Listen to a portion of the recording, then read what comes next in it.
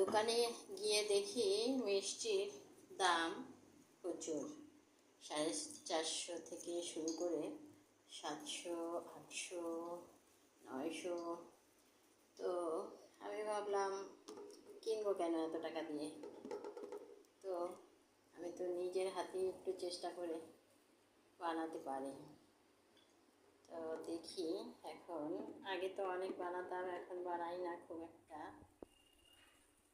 এই যে ছানার রসমালাই করব, নিজের হাতে ইচ্ছে মতো করা যায়। হ্যাঁ, এখন আমি এই ঘন দুধে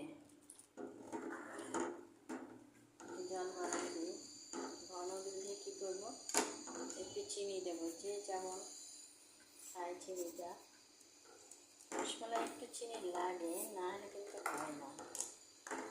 তা আমি কিন্তু এই দুধটারে জাল দিয়ে ঘন করছি।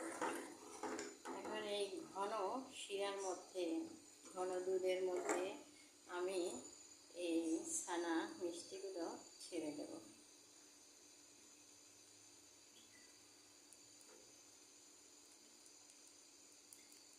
একটু জলটা কি আছে